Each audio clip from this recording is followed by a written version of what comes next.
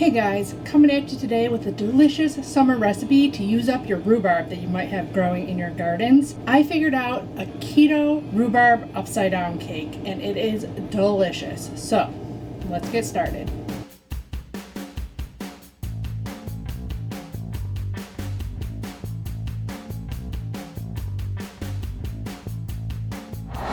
Hey everyone, before we get started here, thanks for joining me. If you're new here, my name's Alycia and I'm a pastry chef with a sweet tooth. And I'm here to show you all the tips and tricks on how to make the best keto recipes possible. So if you enjoy my recipes, it really helps out the channel to give it a thumbs up, leave me a comment, make sure you're subscribed, and share with all your friends and family. It all helps my channel grow and to bring you new keto recipes every Saturday. I'm super excited to bring you guys this recipe. When I figured it out, and the first test I did was a complete throwaway. So when I figured out an edible version, it was so good. And I'm like, this is gonna be delicious when I perfect it even more. And I did, and it is so good. And we're getting the most rhubarb we can in there. And it's still only gonna be 3 grams net carbs for a 1/12 of a 9x13 pan. So I kept it as low as I could, but I packed it full of rhubarb, so it is going to be delicious. It starts out with my keto vanilla cake recipe, but we have to make a couple tweaks to it in order to get it to stay above the rhubarb syrup that we're going to make. So I'm going to first get all my ingredients weighed out for my cake, and then we're going to start on the rhubarb because the rhubarb and sauce kind of have to cool a little bit and we can get our cake put together while it's cooling. So, but we want to have everything ready to go. So to start out with, we need 5 ounces or 10 tablespoons of very soft butter. I do salted. You can always do unsalted, but you're going to have to add salt into your dry ingredients. And I tried this with avocado oil. It doesn't work because you need a really thick batter. And the first time I did it with avocado oil and it was a mess. So, you gotta use butter for this. Or maybe coconut oil would work too because it's solid still kind of when it's room temperature. So 10 tablespoons, 140 grams, 5 ounces. We're gonna need some more butter for our sauce, so keep your butter handy. To that, we're gonna add our granular sweetener. I do a 1-for-1 erythritol monk fruit blend. You can use a tiny bit of this, like maybe a half cup, and sweeten it the rest of the way with stevia, but I wouldn't completely go no bulk sweetener in there just because you're gonna need some extra flour or something to make it work as a batter. If you want to mess around with it, feel free. I do plan on doing so at some point because I'd like to do some recipes with just stevia instead of doing like an erythritol, but I haven't yet. You might just need to add some more coconut flour or whey protein or something like that. Sorry about the audio right there. I am working on a new microphone and it must not have paired with the transmitter. I think it's going now. So I added just shy of a cup of monk fruit erythritol blend to this, and that's going on my mixer. We're not going to start it yet because, like I said, we need to do the rhubarb syrup first and get all the rest of our ingredients for the cake. So in the first one, I didn't bother, like I tried to just do the simplest recipe possible, so I didn't add any extra to it. I do have oranges to use up. This is good without the orange, but I'm gonna do a little bit of orange zest and juice in both the batter and the syrup. If you have made my vanilla cake before, you know that I use like a keto buttermilk. Buttermilk is high in carbs, so I use my So Delicious coconut milk and add a little bit of vinegar. Well, since we're using the orange, we can use that to make the buttermilk, just like if you were to use lemon juice. I'm gonna zest half this into my buttermilk. Zero out the scale because I'm going to do 1/2 ounce, so 1 tablespoon of orange juice in there. And then I already have 1 cup of allulose in a saute pan ready for our rhubarb syrup. I'm going to zest the other half of orange into that. And then I'm going to just juice 1 tablespoon of orange juice into here. Basically a 1/2 orange. And I'm going to fill it up until it's 10 ounces or 1.25 cups. And there's our keto buttermilk. So you can set that aside for your cake. And then to our allulose and zest, we're gonna do a tablespoon of orange juice. And then we need to add 1/4 cup of butter or 4 tablespoons. Or 2 ounces or 56 grams. We got this little bit left here, a little bit more. Okay, so that is ready to go when we get our rhubarb ready. Now all that's left for the cake batter is the dry ingredients, so that will be next. I literally just put up a strawberry cake recipe, so I'll link that up there for you. It's the same ingredients. The only difference is obviously the buttermilk, and we got to add some extra xanthan gum in order to get it thick enough of a batter in order to lay on top and bake up the right way and keep that nice syrup and rhubarb on the bottom. So I'll have all the dry ingredients up on the screen for you here. I didn't mention it in my strawberry cake video, but I do have a dairy-free version. I had to really alter the recipe in order to take out the whey protein and add beef protein, which doesn't taste good, and I could not use nearly as much as my whey protein, so I had to up it with coconut flour. So it is definitely a different recipe, but you can use that in the 9x13 for this rhubarb. I would add extra xanthan gum, and you might need to bake it less because it makes less batter than this cake does.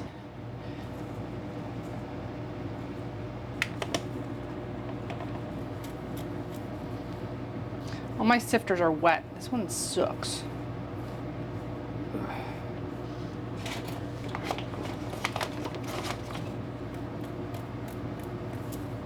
That's it for the dry ingredients. Whisk them all together good. You don't want pockets of xanthan gum in there when you go to mix this. Although if you do, you just got to whip it way longer. The nice thing about gluten-free desserts is you're not gonna worry about developing too much gluten in your baked goods because we don't have gluten. So you're not gonna get a tough cake if you mix it a lot. Okay, so set that aside, get cleaned up here, and I'll explain the rhubarb sauce that we're gonna use for this. So I already have my rhubarb cut here. I actually forgot I had more rhubarb. I thought I had used it all up with my tests. But what I'm trying to go for is almost like 4 going down like this, so that we're gonna cut this into 12 pieces. So we'll do it 3x4. You want them all kind of the same thickness. Like if you have really thick ones, you wanna cut them in half. They're all gonna cook at different times. So you kind of just wanna have them as close as you can to the same size as each other. So I already have this all cut up. I'm not going to need it all. You need a pound of rhubarb. Now it's hard to measure it without weighing it, and that's one of the reasons, I mean among many reasons, why I weigh everything. Because you put it in a carb manager and you say 1 cup, well 1 cup like this is going to be different than 1 cup diced or 1 cup mashed or 1 cup cooked, you know, stuff like that. So I always suggest weighing fruits and vegetables, especially because you're not going to be able to get them into a cup measuring cup. I am going to put a piece of parchment paper on the bottom here. And I figured out that, so I get these really big sheets, which you probably get like this size at home. So if you take it and your sheet is this big, if you fold it in half, it will fit in the bottom of a 9x13 like perfectly. It doesn't seem like it would, but it does. This whole time you can have your butter and sweetener whipping. I just don't because I don't want the background noise. And you want to spray it, put it down, and give another spray. You want to spray the edges for sure. Now I'm going to weigh out my rhubarb. I'm going to use my other pan because I kind of want to see if it's going to be what I want. You want to use a whole pound, which is 448 grams. Last time I made it, it wasn't enough rhubarb, and I ended up figuring it out to the point where I could still have more rhubarb and still have it be 3 grams of carbs per slice. I got no leaves on there. I kind of panicked with the rhubarb with how much my friend gave me. I totally forgot I even had this in there. I must have prepped it up because I was worried about it going bad. And some of it did still because I had it out on the counter. I should have threw it all in the refrigerator. This one's kind of small.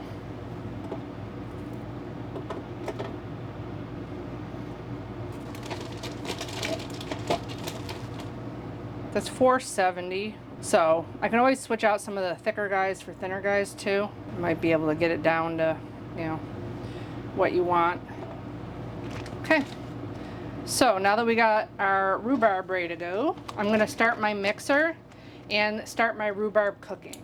Almost forgot, I also have 4 eggs at room temperature. If you've seen any of my cake recipes, you know you wanna whip your sweetener and butter together really well until they're light and fluffy and less grainy. That gives you less graininess, less cooling effect in your keto baked goods. And then I'm gonna add some vanilla extract, 4 eggs, alternate wet and dry ingredients. I'm gonna show you the rhubarb on video, so they're gonna be going at the same time. So I'm just gonna turn this on a medium heat. The thing that I messed up with on the first trial is I always forget that allulose, even though it acts like sugar, you need to cook it longer than sugar would normally cook.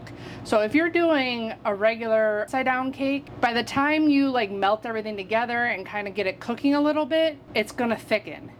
Allulose has to cook longer and get more caramely colored in order for it to be like a caramel sauce for your rhubarb. So once we cook the rhubarb, we got to take out the rhubarb and then cook the sauce down until it's about a ½ cup of liquid. We're gonna do that. Once this is getting kind of melted down, we're gonna put our rhubarb in, cook it just until it's getting soft. You don't want it mushy. I cooked the rhubarb way too long and it got super mushy and basically disintegrated. And all these different pieces are gonna kind of cook at different parts. So basically I just keep an eye on it while the butter and sweetener are whipping and pull out rhubarb as I think it's just about done. It just gets a little bit soft, I pull it off and throw it right into the pan, and that kind of gives you time to get it where you want it. You can also do this with pineapple. If you just do low carb and not keto, I don't think 1 slice of pineapple and a cherry is going to be that much more than the amount of rhubarb that's in here. So you can easily make this into pineapple upside down cake. You don't have to cook the pineapple. You just set it all in your pan, make your sauce, pour it over, and then pour the cake batter over. So you can also do that if you want. I never liked pineapple, so I never tried pineapple upside down cake. So when I tried this rhubarb upside down cake, I was like, oh my God, this is delicious. Made me almost want to try pineapple upside down cake, but not quite. Okay, now that that's pretty much dissolved in there, I'm putting the rhubarb in. It'd be better if you had a bigger pan too. I don't, so I'm going to just keep like rotating this in. While that's cooking, I'm going to start my mixer.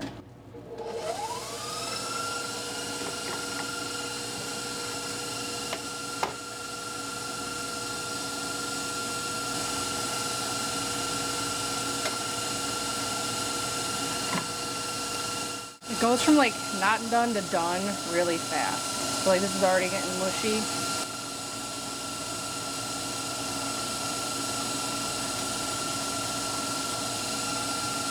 Just turned it way down so I can get most of this out because it's starting to fall apart.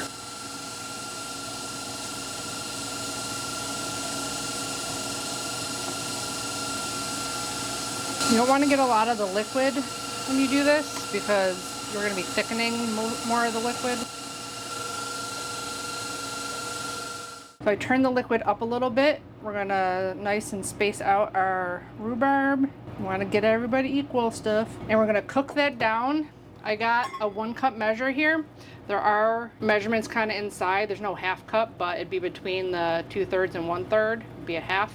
So I'm going to cook it until it is halfway in there. You'll see it start kind of getting caramely. It sucks that I have a black pan. You'd be able to see this better on like a nice stainless steel pan. It will get thick and caramel-like. And then once you get it thick, you're gonna put it in here and let it cool for a little bit while you finish your cake. I'm gonna give that a scrape down. It's nice and whipped up, but there's a lot around the edges that aren't whipped up. So I'm gonna get that in there, whipping some more, and then finish the cake batter while that's going.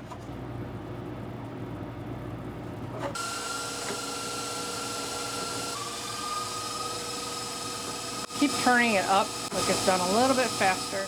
At this point, we can preheat our oven to 325. I'm gonna test it. It's almost 2/3, so a little bit more.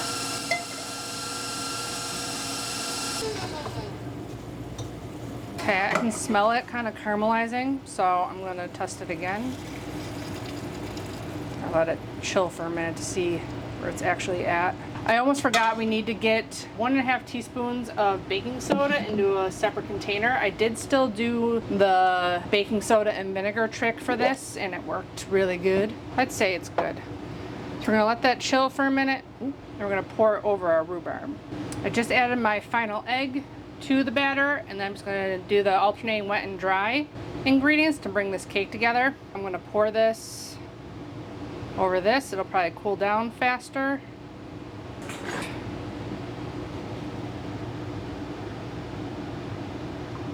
Don't have any in this corner. There we go. Make sure it's nice and spread out even.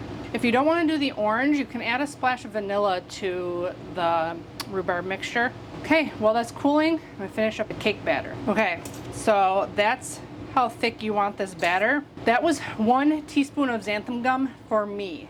I have found that keto ingredients vary widely depending on the brands and everything. It's crazy because now like I get a different allulose, and my sweetened condensed milk caramelizes an insane amount to get down to the ounces you need for sweetened condensed milk. I think my allulose is different. Different alluloses caramelize at different rates.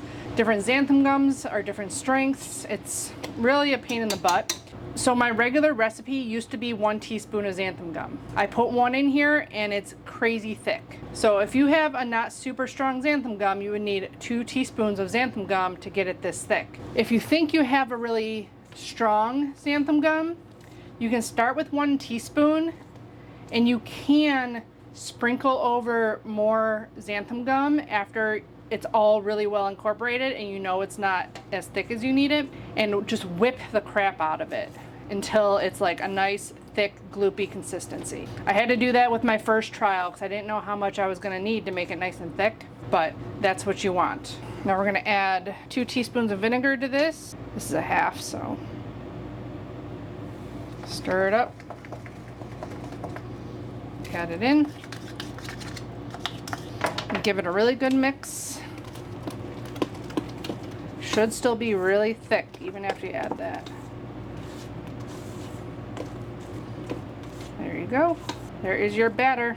It is 350. I just looked back on my notes. I did 325 for the first test and it was too slow, I think. So this should be like pretty thick now and not super hot. I think it's reading 100, so it should be fine. Sorry if I look really red. It's getting warm in here. I have my fan on low. I hope you can't hear it. So I start at the edges and work my way around to try and keep that liquid in there as much as I can.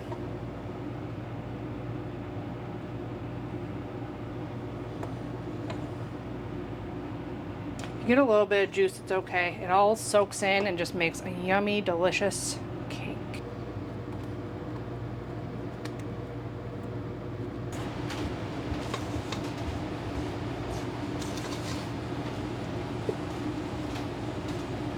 Okay, now try to even it out as much as you can.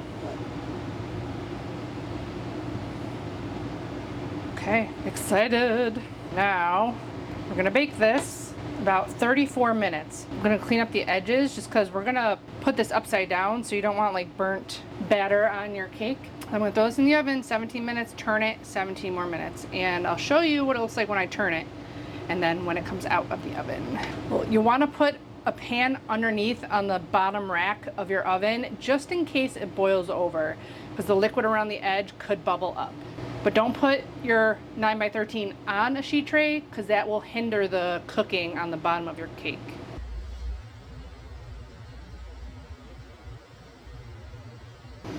Okay, so what happens a lot of times when I'm testing for you guys, I did the test, but I kept checking on it, so it took 34 minutes. It's only been going now for 28, and I believe it's done. So it's no longer soft in the middle, it's bouncing back. That means it's done. So the first time you do this, it might take you longer because you keep checking on it, but when you get your time correct on the first time you make it, you might need to minus the time a little bit. So that only took 28 minutes. Now it needs to cool for about 15 minutes before we turn it out. I'm gonna set a timer and I'll meet you back here in just a second for you. 15 minutes for me to flip out this rhubarb upside down cake. Okay, it's been 15 minutes. It should be like cool to the touch. We're just gonna give it a little bit of help loosening from the edges. It is mainly loose. I think we're gonna try this right away. Last time I waited until it was like pretty much room temperature.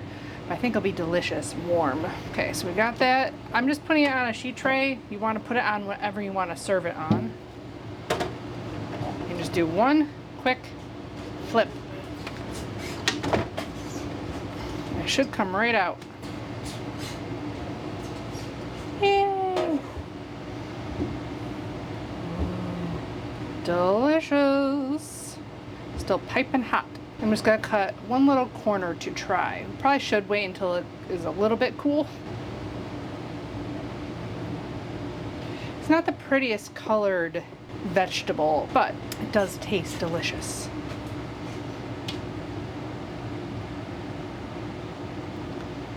It is so soft. I'm gonna wait a couple of minutes before I try it, just so it's a little bit less soft, because right now it is really soft because it's still hot.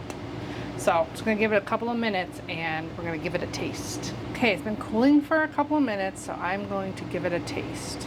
But it is like super soft and even more moist than my normal cake, because you got that syrup that's soaked into the cake.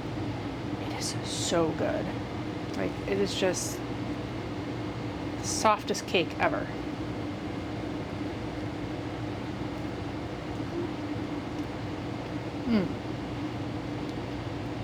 It's sweet from the allulose syrup, but the rhubarb is a little bit tart. It is so good. And it is the softest, most moist cake. And even cold, room temperature, this cake is delicious. I brought it over to my friend who's gluten-free, and she tried it. We tried it straight out of the fridge. It wasn't as good as like room temperature, but it was still delicious. Like warm with some of my no churn vanilla ice cream or my churned vanilla ice cream would be amazing, or just some stabilized whipped cream. Be so good.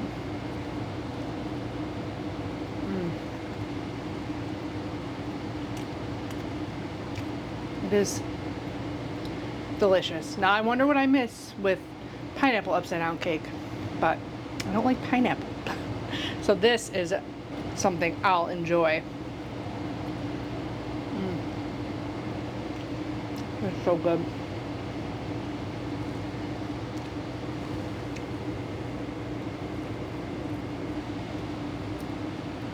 It is delicious. And only 3 grams net carbs for that whole slice of Keto Rhubarb Upside-down cake. So I hope you guys enjoy this recipe. Make it for yourself. If you make it with the pineapple and cherry, let me know how you enjoyed it, because I bet it would be delicious. If you are a pineapple lover, let me know in the comments below if you make it, if you change it up, if you add different juice or extracts. You can do really anything you want with my base recipe for this. If you follow the instructions, it should turn out awesome. Don't forget to check out my Amazon links and the blog link to the full recipe in the description box below. Make sure you give the video a thumbs up. It really helps the channel.